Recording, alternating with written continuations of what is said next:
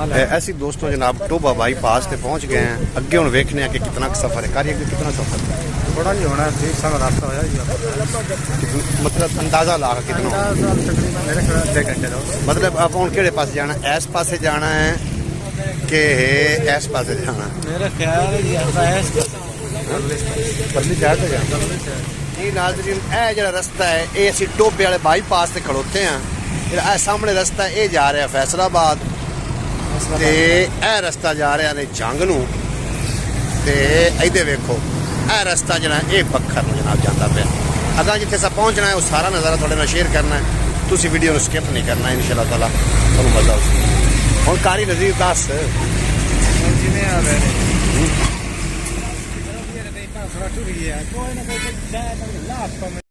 जी नाज़रीन असी जंग रोड ते खड़ोते हैं इस टाइम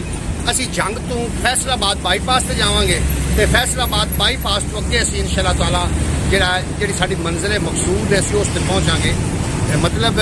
उरस पाक से सैयद पीर चांद शाह बुखारी रहमतुल्लाह अलैह मज़ार पाक पे पहुँचांगे वो मज़ार का नज़ारा भी थोड़े नाल शेयर करना है।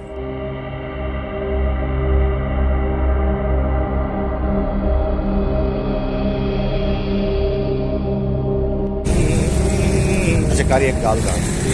अगे कभी जंग आया नहीं मैं पहली दफा आज पूरी जिंदगी हाँ मैं पहली दफा अगर जंग शहर कोई भी नहीं लगता ऐसे मैं तुम जंग की पूरी सैर करा अपनी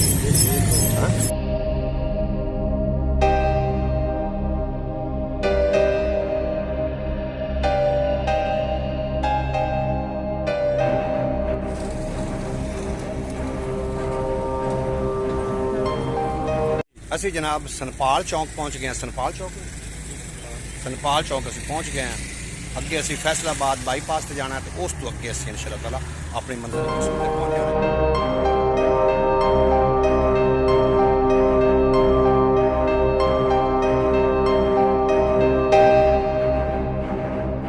असी नाज़रीन फाइनली असी जनाब जंग पहुंच गए हैं सैयद पीर मौज दरिया रहमतुल्लाह अलैह उन्होंने कब्रस्तान के अंदर मौजूद हैं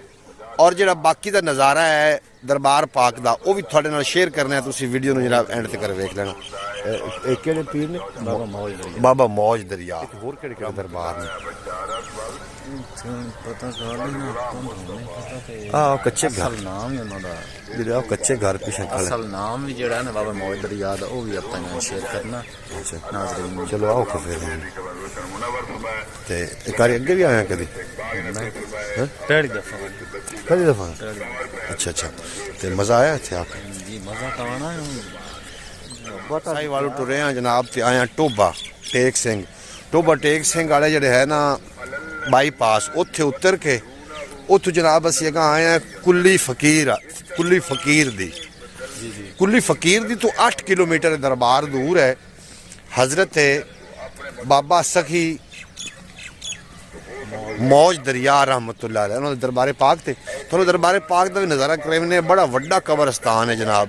इनका बैक कैमरा चला के थोड़ा असी कब्रस्तान की भी नज़ारा करावांगे तो दरबारे पाक का भी करावांगे जिहड़ा अंदरूनी हिस्सा है दरबार पाक का वो भी थोड़ा विखावांगे वो एक ना बड़ी मशहूर गल बनी हुई है कि वलियां वाल जो रस्ते जाते उधर नहीं बदबख्ते जाते वलियां दे दरवाजे उत्ते 100 दे कातिल बख्शे जाते प्यारे बेलियो गल ये है कि दरबार औलिया कराम दे ते लाजमी जाया करो औलिया कराम दे वास्ते ना अल्लाह की जी रहमत है वो उनकी हवा चलती है तो लगती उनका सदका नाल दियां भी है जो दरबार से जाते आओ जनाब तुहानूं कब्रस्तान का तो दरबार पाक का यह जी कब्रस्तान है यह जी मिट्टी दी ढेरियां ने ये पहले साढ़े तरह इंसान आ तो थानू दरबारे पाक का थानू दूरों नज़ारा करो आओ सामने जो थानू नज़र आ रहा वो दरबारे पाक का गुंबज है तो उन्होंने नाल ही मस्जिद है तुहानू इन्हां दा अंदरूनी हिस्सा भी असीं थोड़े नाल शेयर करते हैं थानू सामने नज़र आ रहा होना मैं ज़रा जूम कर देना थानू मीनार ताकि सही नज़र आ जाए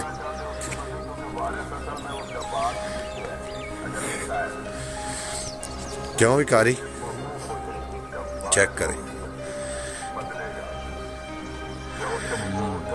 ये जी जंग की सरजमीन है जंग ते जंग के जो लोग हैं बड़े प्यार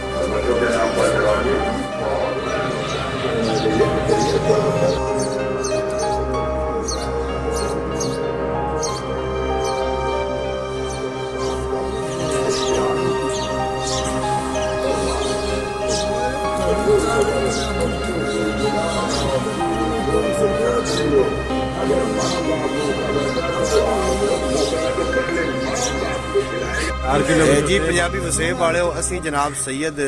पीर मौज दरिया रहमतुल्लाह अलैह दरबारे पाक तो हो के सारे मुरीद ने कोई बसीरपुर तो आया कोई हवेली लखा तो आया ਜਿਹੜੇ ਰਾਤ ਨੂੰ ਇੱਥੇ ਮੌਜੂਦ ਹਨ ਉਰਸ ਪਾਕ ਤੇ ਹੁਣ ਅਸੀਂ ਇੱਥੇ ਅਲਵਿਦਾ ਹੋ ਰਹੇ ਹਾਂ ਅਸੀਂ ਆਪਣੇ ਘਰ ਨੂੰ ਜਾ ਰਹੇ ਹਾਂ ਆਪਣੇ ਘਰ ਵਾਲੇ ਪਾਸੇ ਮੂੰਹ ਕਰ ਰਹੇ ਹਾਂ ਅੱਲਾਹ ਕਰੀਮ ਸਾਡਾ ਸਫ਼ਰ ਕਬੂਲ ਹੋ ਮਨਜ਼ੂਰ ਫਰਮਾਵੇ ਤੇ ਉਮੀਦ ਹੈ ਤੁਹਾਨੂੰ ਅੱਜ ਦਾ ਵਲੌਗ ਅੱਛਾ ਲੱਗਾ ਹੋਵੇਗਾ ਅਗਰ ਵਲੌਗ ਅੱਛਾ ਲੱਗਾ ਹੋਵੇ ਤੇ ਚੈਨਲ ਨੂੰ ਸਬਸਕ੍ਰਾਈਬ ਕਰਕੇ ਬੈਲ ਨੋਟੀਫਿਕੇਸ਼ਨ ਨੂੰ ਪ੍ਰੈਸ ਕਰਨਾ ਤਾਂ ਕਿ ਮੁਸਤਕਬਲ ਵਿੱਚ ਆਉਣ ਵਾਲਾ ਜਿਤਨੇ ਕਿ ਵਲੌਗ ਦੀ ਵੀਡੀਓ ਨੇ ਤੁਹਾਡੀ ਖਿਦਮਤ ਵਿੱਚ ਸਭ ਤੋਂ ਪਹਿਲੇ ਨੋਟੀਫਿਕੇਸ਼ਨ ਪਹੁੰਚ ਜਾਵੇ। इजाजत दो थोड़े तो मेरा रब रखा। पाकिस्तान जिंदाबाद।